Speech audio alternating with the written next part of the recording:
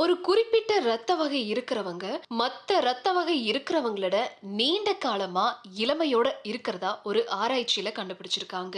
Blood அப்படின்றது 4 வெவ்வேறு குழுக்களா பிரிக்கப்பட்டிருக்கு. அதாவது ஏ, பி, ஓ மற்றும் ஏபி. ஒருத்தருடைய ரத்த வகை ஒரு ஜோடி மரபணுக்களால தீர்மானிக்கப்படுது. அதாவது பெற்றோர் ஒருத்தர்கிட்ட இருந்தும் பெறப்பட்ட ஒரு மரபணு மூலமா நிர்ணயிக்கப்படுது. விஞ்ஞானிகள் வயதாகிறதுக்கும் ரத்த வகைக்கும் இடையே ஒரு தொடர்பை நிறுவ முயற்சி பண்றாங்க.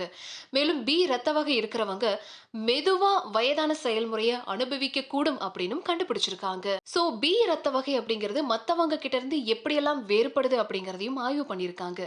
2004 வருஷத்துல டோக்கியோவுல வசிக்கிற 100 வயதுக்கும் மேற்பட்ட 269 பேரை ஒப்பிட்டு ரத்த வகைகளுக்கும் ஆயுட்காலத்திற்கும் இடையிலான தொடர்பை விஞ்ஞானிகள் ஆராய்ச்சி பண்ணி பார்த்திருக்காங்க. சோ இந்த ஆய்வின் முடிவுகள் பி ரத்த வகை விதிவிலக்கான நீண்ட ஆயுளோடு தொடர்புடையதா இருக்கலாம் அப்படின்னு கண்டுபிடிச்சிருக்காங்க. அதாவது பி ரத்த வகை இருக்கிறவங்க நீண்ட ஆயுளோட இருப்பாங்க அப்படின்னு சொல்றாங்க. குறிப்பா பி ரத்த வகை இருக்கிறவங்களுடைய ரத்த சிவப்பணுக்கள்ல பி ஆன்டிஜன் இருக்கும். அது மட்டும் இல்லாம ஏ ஆன்டிஜனுக்கு எதிரான ஆன்டிபாடிகளை உருவாக்குது.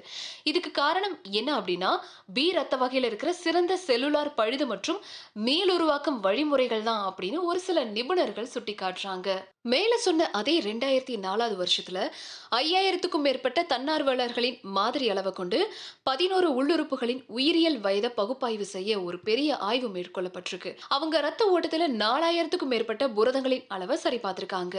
மக்கள் தொகையில சுமார் 20% பேர் குறைஞ்சது ஒரு உறுப்பிலாவது முதுமையை அடையறத அனுபவிச்சிருக்கிறதாவும் கண்டுபிடிச்சிருக்காங்க.